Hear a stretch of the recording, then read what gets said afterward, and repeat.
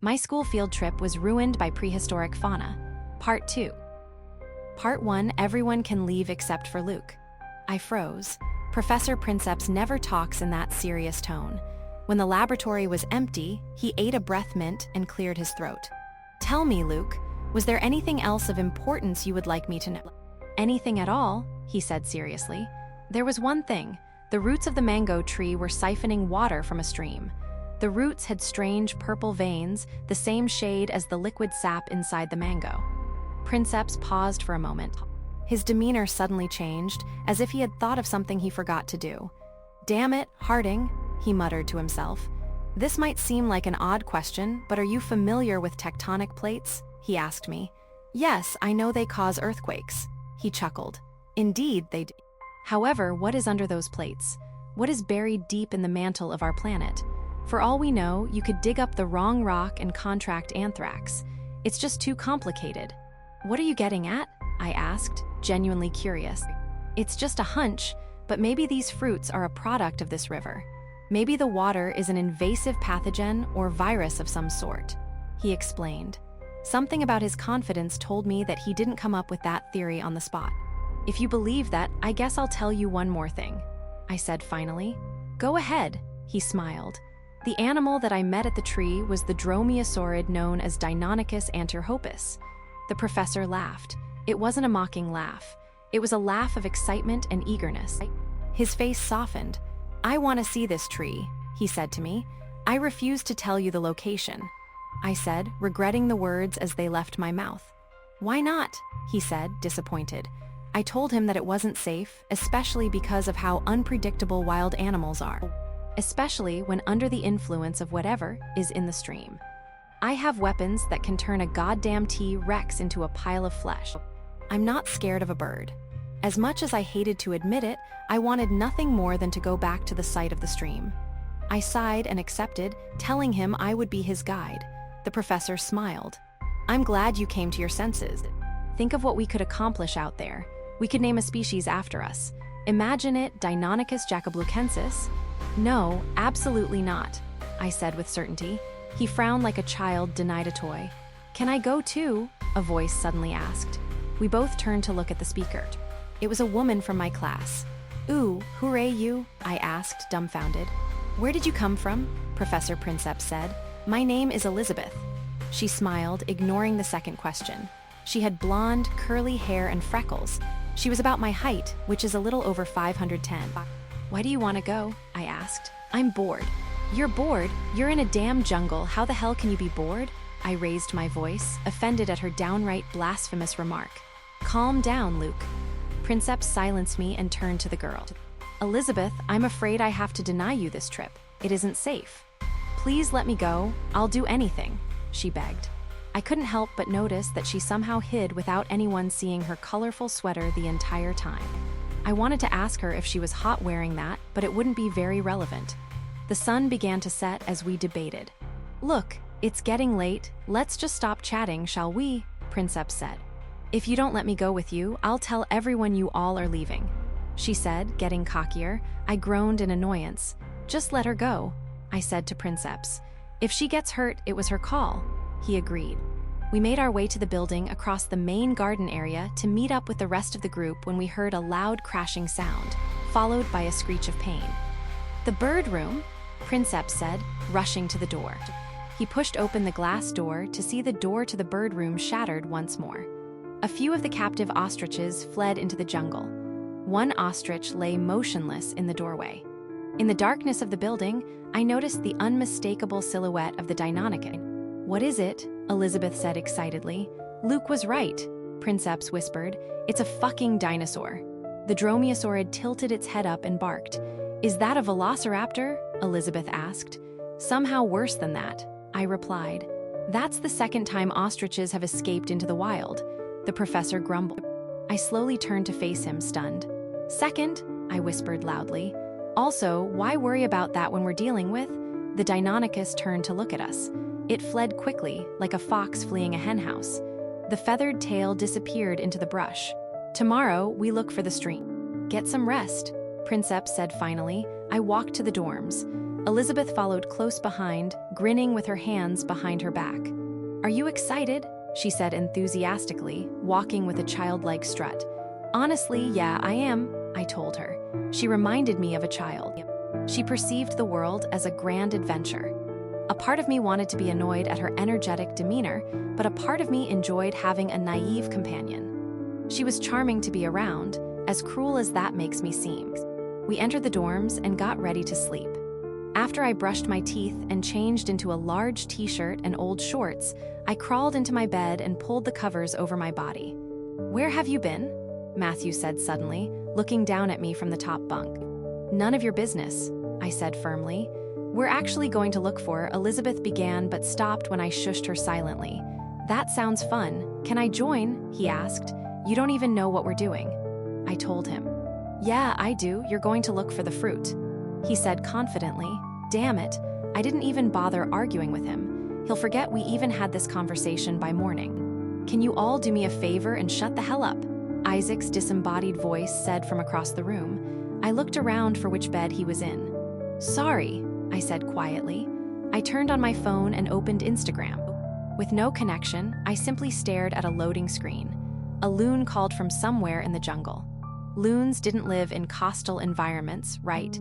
I guess I really needed to sleep, so that's exactly what I did. The next morning was when everything went downhill. What happened on that day could not be described with logic alone. It would be like explaining how an ant grew wings and quadrupled in size, but even that wouldn't compare. That's just stupid. We told the rest of the campers and staff we were leaving under the pretense of catching the escaped ostriches. The professor didn't tell them he was bringing a shotgun. We left at 7:28 in the morning. The weather was humid and densely foggy. I tied my shoes and left with the others. We left the premises of the camp. I tried my best to retrace my steps. We descended down a nature trail, passing ant hills and monkey troops. I made sure not to trip on any roots, but Elizabeth casually walked without a care. Professor Princeps, shotgun in hand, followed closely. In any other circumstance, a shotgun would be overkill. However, a shotgun wasn't enough. We turned around a bend and were met with an absolutely putrid sight. It took several minutes to even comprehend what the hell it was. It was the corpse of a howler monkey crushed against a tree. The tree was torn to shreds. It looked like the corpse had melted into the tree's wounds. Flies surrounded the carcass, but it didn't look like a predator had eaten from the corpse. The most bizarre thing about this encounter was the lack of blood. Sure, the corpse was covered in it, but there was no blood pooling down below. Something must have killed it, then chucked the corpse away. "Damn," the professor said in an impressed tone. I held my breath as we walked past the corpse. Despite all we'd seen so far, nothing could prepare us for what came next. We entered a clearing next to the stream. Then we saw the tree. The mango tree towered along the canopy. The mangoes were still the same size, but in such a large quantity that the floor around the tree was one giant puddle of skin and purple fluid. There were exposed body parts of animals submerged in the ooze. A baby monkey was halfway submerged, surrounded by sticks and mud. I shuddered at the thought of a parent trying its best to free their child from the substance. In the misty area, it was hard to determine the size of the tree. The fruit seemed to glow like lanterns. Suddenly, the purple substance began to retreat into a hole by the tree. Corpses sank into the ooze and into a pit. I felt a tugging at my ankle. Before I could comprehend what was going on, Professor Princeps grabbed my arms and pulled me back out of the ooze. "The tree is eating?" Princeps asked himself. "This isn't possible. We should stop trying to reason with ourselves. All logic has long since gone out the window." Elizabeth said, her formal statement slightly startling me. Like a drain, the purple substance retreated into the depression in the ground. We expected to just see a hole in the earth. What we really saw was 1,000 times worse. It appeared to be some sort of digestive organ made of organic tissue.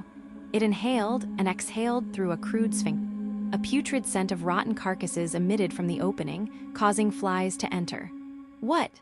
I said at a loss for words. Crunch. All three of us turned around. In the fog stood a bird-like creature as tall as a 2-story house. It remained completely motionless, but appeared to be watching eagerly. The animal was completely engulfed in fog, making it impossible to determine where its eyes were. The worst part was the claws. Almost a meter long, the claws hung down from the bipedal animal's hands, occasionally clicking together or twitching. Frozen with fear, the three of us watched as it turned its head, sizing us up. I knew this animal. The Rhizinosaurus, I said, my breath barely a whisper. Carnivores usually hunt and ambush their prey. Herbivores, however, are much worse to encounter. They don't kill for food. They simply kill to protect themselves. We were in its territory. The animal tapped its claws together quietly as it watched us. I couldn't even see its chest rising or falling. It simply stayed motionless. The wind waved its feathers. A mango slammed into the ground beside him. The Rhizinosaurus continued to stare. It felt like a lifetime had passed during our standoff. Could Princeps shoot it? Even if he managed to land a hit on it, the animal would likely retaliate violently, even if it was on the brink of death. Princeps turned to me. "What do we do?" he whispered. "Claws, weak, make them break." I forced myself to say through labored breathing. Our communication conjured the Rhizinosaurus's interest. It took a step forward, emitting a guttural chattering. The tail feathers swayed hypnotically as it approached like a leopard gecko approaching a cricket. It raked its claws in the dead plants. I tapped my partner's shoulders and gestured towards a rock to my left. We made a break for the boulder. The Rhizinosaurus became enraged and began its pursuit. The massive claws swept past. I grabbed my comrades and dove into the grass. The keratinous claws made contact with the rock. I opened my eyes, expecting to see shattered keratin. The Rhizinosaurus claws were for display only, so using them as weapons would be impractical. Or so I thought. I turned behind me to see that the rock was the one damaged. Elizabeth and the professor caught on to my terrified expression and darted away quickly. I ran behind a tree. It never growled or snarled. The only thing I heard was its deep breaths as it pursued. The Rhizinosaurus cleaved the tree in half. The claws dismantled the falling tree, causing the bark to rain down on me. It swung once more, its malevolent claws raking into my left shoulder. I sucked air through my teeth in pain. The claws reached down the back of my shirt, holding me in place. I pulled my arms into my shirt and slid out of it. The dinosaur examined the tie-dye shirt with curiosity. It guided the shirt into its beaked mouth and chewed slowly before letting it fall out. I collapsed into the dirt, the many roots and rocks scraping my skin. The massive dinosaur plunged its claws into the soil, pinning me between two of them. I grabbed onto the claws and smashed a rock into the soft flesh above the claw. Enraged, the Rhizinosaurus cried out in pain and dropped its other claw down, trying to pierce my neck. I pulled myself up and used my momentum to slide past the attack. "Shoot it!" I screamed. Directing my weight to my back leg, I pushed my body to the side to evade the next swipe. The Rhizinosaurus snapped at me, its beak snapping shut inches away from my ear. Blood ran down my body as I sprinted away into the deep jungle. It did not pursue. I heard the sound of gunshots as I tumbled down a hill and fell into a muddy river. This river was much larger than the stream we found previously, but it still possessed the eerie glow of the stream. My eyes widened with the newfound realization. My blood drained into the water. I felt my left arm go limp. I noticed a swarm of aquatic insects swimming around me. They had the appearance of dragonfly larvae, but much larger, probably about the size of a bar of soap. I tried my best to drag myself out onto the riverbank. I grabbed hold of a massive skeleton and pulled myself out of the water. I turned back and stared directly into the cold eyes of a massive crocodile. The Deinosuchus stared at me as I stumbled away from the water. It sank into the depths, its massive tail stirring the water as it descended. I felt hazy and realized I must have hit my head when I fell. I felt like my neck was about to break from the weight of my cranium. I instinctively ducked as I heard the loud buzzing of a massive dragonfly swooping over my head. It sounded like a small helicopter. The insect hovered inches away from my face. I didn't want to swat it because the thought of me touching an insect that large made me gag. The Meganeura zipped away and chased after a lizard perched on a branch. The Anole jumped too late as the large sharp legs snatched at midair. Shit, I made a huge mistake coming here. I stumbled through the forest, the trees waving like grass in the wind as I navigated through the mirage. I felt humbled by nature, my apathetic and intelligent visage crumbling to reveal a pathetic and weak shadow of my former glory. I had wasted my life, never slowing down to realize how irritating I must have appeared to others. After an hour, I realized I was lost. I rested my hand on my shoulder wound and felt the new sensation of a smooth cluster of slimy round objects, which I soon deduced to be maggots burrowed in my flesh.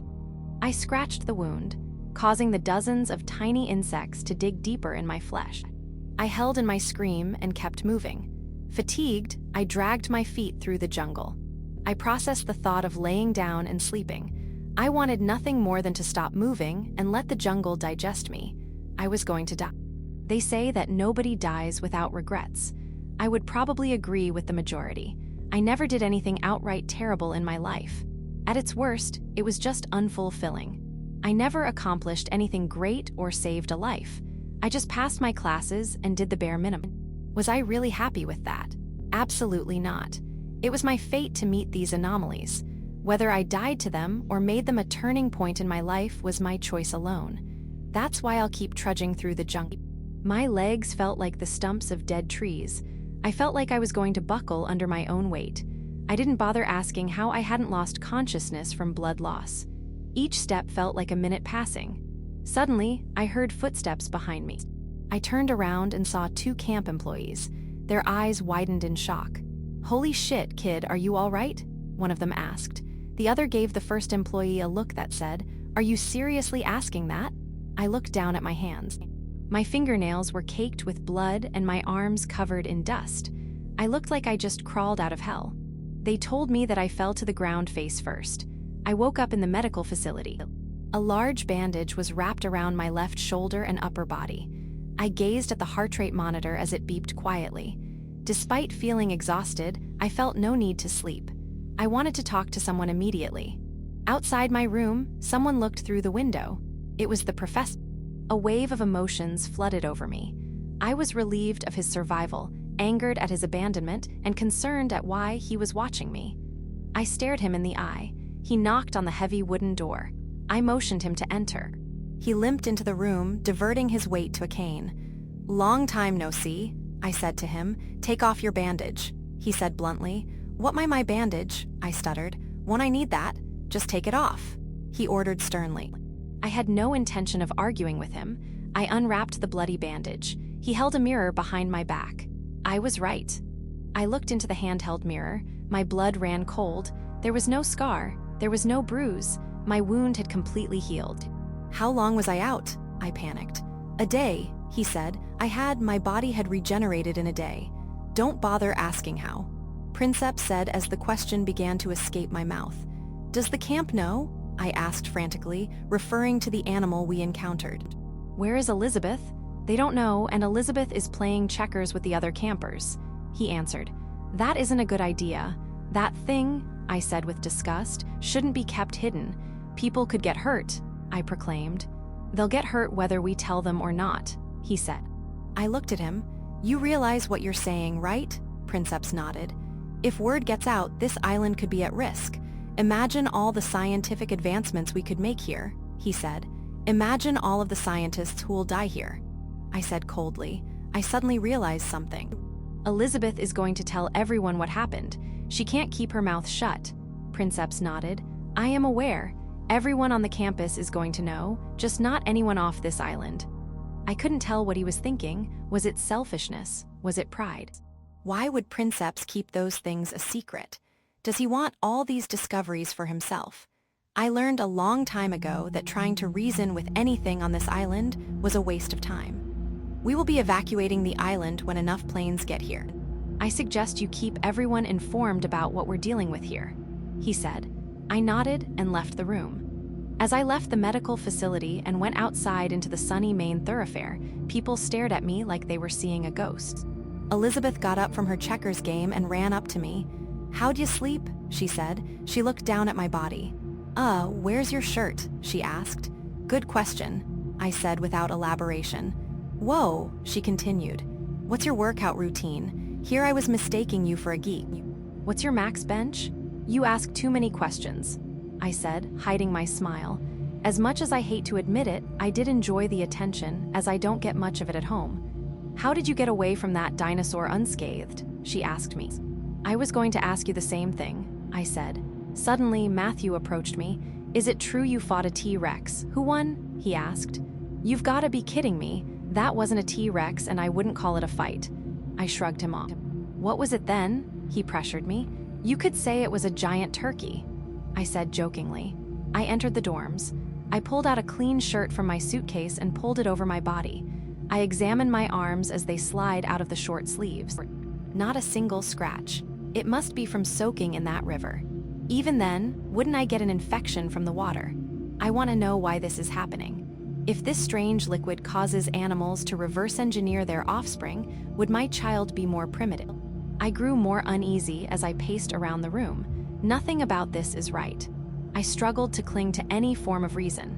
Despite everything, I still wanted to go back out there to the mango tree. I want to see the organic hole next to it as it absorbs the mummified animals. I want to see more dinosaurs. The mere thought concerned me. My basic survival instincts were being thrown aside because of my passion for science. Maybe me and the professor were two sides of the same coin. I don't want to keep guessing. I want to know. I was ignorant back then. Looking at it now, I was reckless and stupid. I didn't fear the consequences. Maybe I was cocky and expected to regenerate my wounds again. I don't understand myself. The camp was on lockdown for the remainder of the trip. Nobody left the premises. Nobody was allowed out. However, nobody accounted for the fact that people were still allowed in. Most of the college students from various schools had gathered in the cafeteria. Most of them were on their phones or talking with friends. "You made a quick recovery," Zeke said, taking a seat across the table. "I must say I am thoroughly impressed. You're giving me too much credit," I smiled. "I only did the running part." Zeke tapped his chin. He said. "Tell me, what did you encounter that could manage to almost slice off your arm?" I rested my cheek on my arm. "You're not gonna believe me, but he raised an eyebrow." "Are you sure it wasn't one of the ostriches that escaped?" he asked. "Well, yes, but actually no." I elaborated. "Do you remember the vulture hatching on the first day of camp?" I asked. "Yes, I do remember that." "The hatchling was an interesting anomaly," he said. "To be frank, I think it was a Deinonychus that hatched from that egg." I told him. He stifled a laugh. "You're serious? You know that doesn't just happen, right?" he said, doubting me. Something told me that he wasn't completely convinced that I was wrong. I explained my theory. Tectonic plates shift in the Earth, causing earthquakes and volcanic eruptions. What if the shifting of a plate caused a virus to go into a cave stream? What if this virus caused reverse evolution, turning birds back into dinosaurs? What if there was DNA mixed with the virus that turned them into a specific animal? Zeke was at a loss for words. "You're an interesting man, Lucas. You think I'm crazy, don't you?" I asked, embarrassed. "No, not at all. You might be onto something, to say the least," he said, taking a bite out of a saltine cracker he snatched from the salad bar. "If you are completely correct on your hypothesis, I'd take you for a genius," he said, wiping the dust off his fingers. Matthew sat down beside me. "Hey, Zeke, are you an emotional advisor for Luke too?" he asked. I turned to Zeke, who gave me an awkward look. "Not exactly," he said. Matthew scratched his head. "That's odd. Anyway, what are you talking about?" Zeke cleared his throat. "We're betting on a score for tonight's volleyball game. I think the girls are going to beat the boys 40-35. Can you even get that score in volleyball?" I had no clue and didn't bother asking. Something told me Zeke knew about as much as I did. "I think I should join the team," Matthew said. "When I get in a flow state, I feel half as heavy as normal. I glide on the dance floor." I wanted to smash the palm of my hand against my temple until I stopped hearing. "Half as heavy, huh?" Zeke said. "That sounds intriguing." He continued flaunting his volleyball skills. The only thing impressive about his skills was that I didn't know he played volleyball. "You took me for an esports kind of guy," I said.